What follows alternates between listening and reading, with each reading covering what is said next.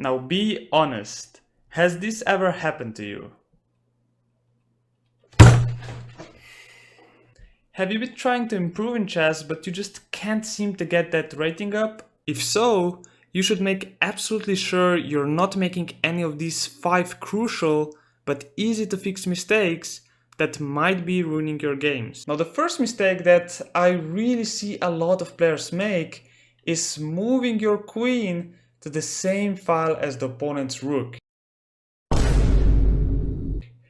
Now, queen to c7 might seem like a totally normal move in this position, but if black had just looked a couple of moves ahead, he would have seen that the white rook is going to come to this c file, and now this might be trouble for black, because as we will see, white has knight to d5.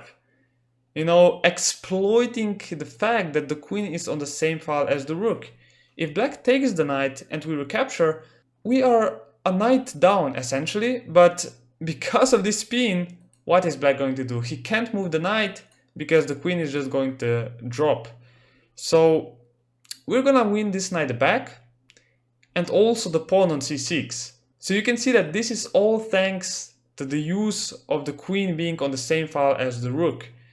So here the queen moved because it was attacked, and now we also have a bishop pair here, and after we take the knight on f6, he has to take it with the pawn because otherwise this bishop here falls on b7. He also has a bad pawn structure and a weak king, you know, we just opened his king. So all of this happened because of this move queen to c7 here and him not being careful about, you know, having the queen on the same file as the rook. He just destroyed his own game with this small mistake. You know, small mistake. And now let's see how we just finish it. We played queen to d4, attacking the pawn. He defended it, and now we gave him a check. And now the rook left. Of course, we want to join our pieces in the attack to just checkmate the opponent's king. So here after queen to f5 and queen takes f6, we played f3, of course, supporting the move rook to g4, which would be just a checkmate. And after h5, stopping that, queen to g5, we take the pawn and we just checkmate him on the next move here with rook to h4. So guys, simple mistake, playing queen to c7 and just not looking for possibilities of knight to d5 cost black the game. And this is really a common mistake. Now guys, let's move to the next mistake that a lot of players make. And this is just attacking your opponent prematurely. Here in this position, we are castled, we have our pieces developed, and black has not castled yet. He also has his knight undeveloped, and also this knight here on the queen side. But he decided to play h5, to just launch an attack on this side of the board, which is sometimes a great idea when someone castles really quickly. But here, since he's not fully developed yet, it's not a really good idea. We can just play e4, strike in the center. Usually when someone tries to attack you on the side, you just have to strike in the center, because the center is usually the most important part of the board. So here he took on c4, we played a4, basically preventing him from playing b5 and defending the pawn on c4. And after a6, still trying to do that, we don't care, we play knight e5. Now b5, we take, and d5. Of course, like I said, the king is in the center, he attacked us prematurely, we can see that his attack has not gone anywhere. We just open up the center, and this king is going to be in a great danger. So that's why we played the d5 here. After he takes, we recapture, he plays bishop to d6, we play knight to c6, so he has to move the queen, and now rook to e1, of course. Moving this knight allowed us to play rook to e1 and just start attacking the opponent's king. After knight e7, we take the bishop and we don't let him castle. You know, if we play some useless move, he's just gonna castle, but we play d6, of course. He can't take this with the queen because we just recapture it, and because of this pin here and his king being here, he's just gonna lose the game. So that's why he moved the queen, and we just took the free bishop and also this bishop here, and now it's just game over for black. So guys, the mistake black made here was just attacking us prematurely with h5 instead of just playing knight to f6 here, developing, and then just simply castling, because he's not ready to attack us yet, because he's underdeveloped. Now the third mistake is moving the pawns in front of your king.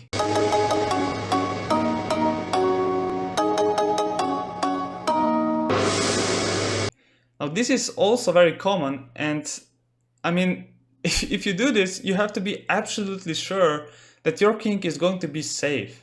I mean, here, after queen to b6, white just played g4, trying to attack us, but not seeing that he's also weakening his king by doing that. His plan is to play g5. After we move our knight away, he has this bishop here, and also the queen could join the attack. But you always have to be careful when you do that. It would be a completely different story if white had a king here on this side of the board. Then moves like this would be basically the best, trying to open up our king. But now he's also opening up his. So let's see what we did here. We played bishop to b5. Of course, we want to trade off as many attacking pieces as we can, so his weaknesses are left in the position and he has no attack. So here he played g5, pushing our knight away. We just took the bishop on d3, and after he recaptured, we played knight to e4.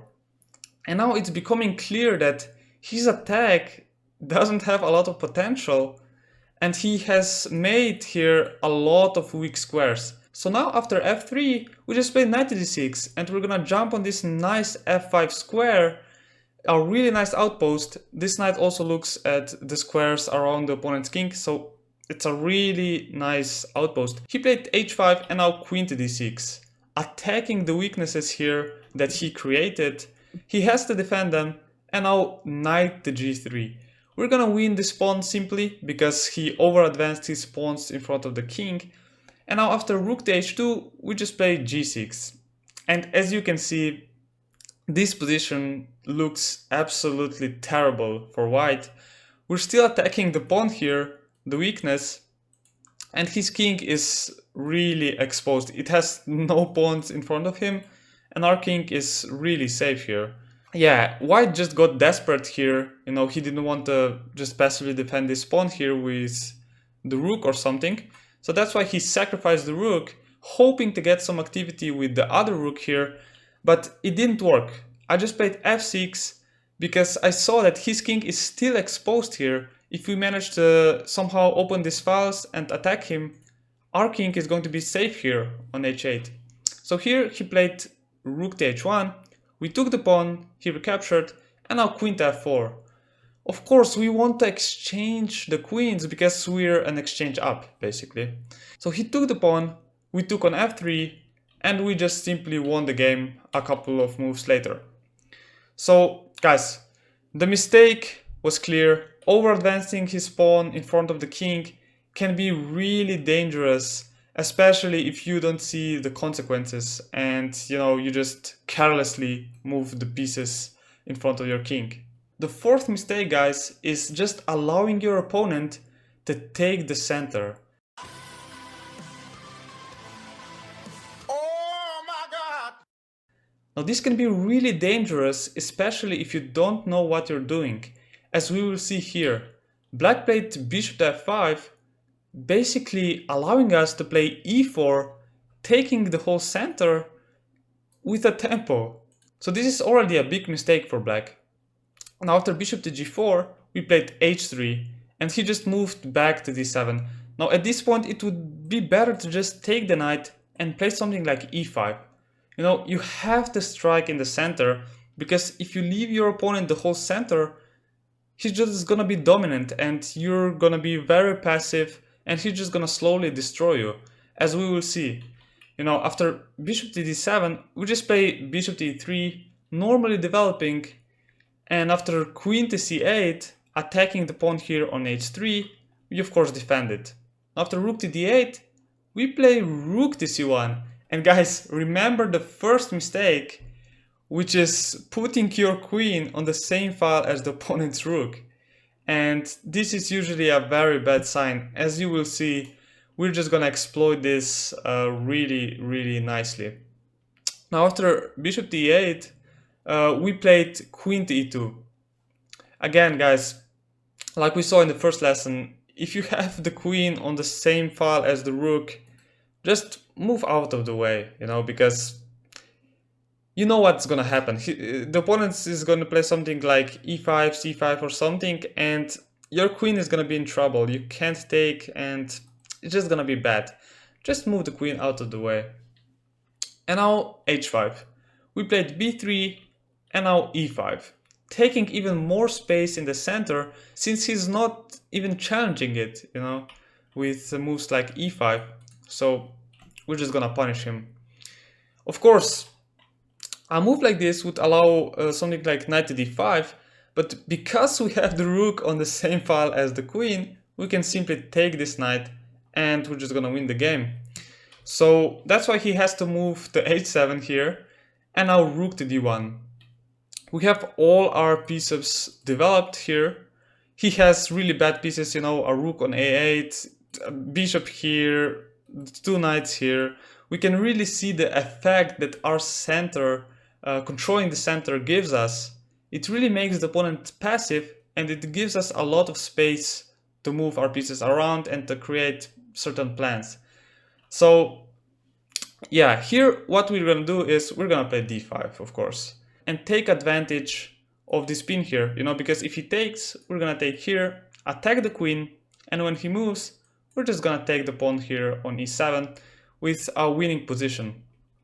So that's why he didn't take on d5, but he played queen to b8, finally moving out of the way. But it's really just too late. I mean, we can play bishop to f4, again threatening some stuff here with moving our pawns. And now after e6, stopping that, we play d6.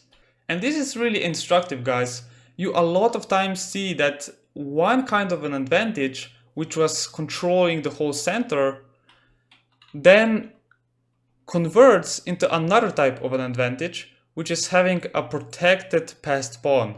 These kinds of advantages just keep on converting to each other, and the next one is probably going to be we're gonna win material, or even just the game.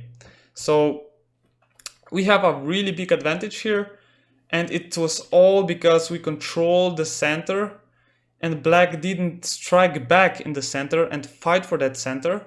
So this is a big mistake that you can do in your games. So always, guys, if your opponent has the center, try to somehow fight back, play moves like e5 when you can, just not let yourself get into a cramped position, because you will probably lose like this.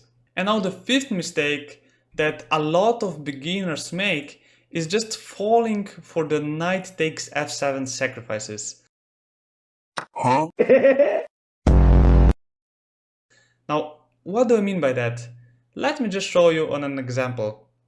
Here we have the Caro-Kann and white plays the 2 knights. We take here and play knight to d7 with the plan of going knight to f6, and after he recaptures, just recapturing with the knight.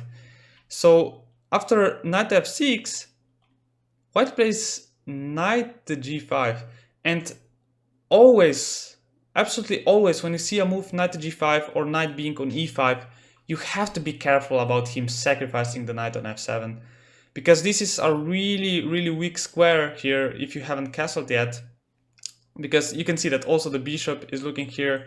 So if you don't do anything now, you're just gonna get checkmated here with the bishop. So you have to do something. And playing e6 here is quite normal, just blocking the bishop. And after queen to e2, you have to think to yourself, why did my opponent play queen to e2? Why didn't he simply, castle or something? Does he have any tricks? I'm not castled yet, so it could be dangerous. You have to calculate moves like knight takes f7 here, or I don't know, knight takes e6, bishop takes e6, and just be careful. Because a lot of people will just play bishop d7 and think, okay, it's good, I will just castle on the next move, but there will be no next move. White is just going to take here on f7 with the knight. You basically have to take it back, and then he will take with the queen on e6. And if you go back, I'm just gonna get checkmated. And if you go to g6, your king is on a journey that he doesn't want to be. Because after bishop to d3, and after you move, just queen to d6, and you're basically mated. After g5, queen takes g5 is just checkmate. So this is really common, you know, this knight f7 sacrifices, and you really have to be careful not to play a naive move like bishop d7 and hope everything is going to be okay. You have to be careful here and just play a move such as queen to e7 to prevent this stuff from happening, because now, of course, this doesn't work at all. Now, there are, of course, many more mistakes people make in their games, so if you guys would like to see more of them, please just comment down below and I'll make another video on this topic. So guys, if you like the video, please share it, subscribe, and I'll see you guys in the next video.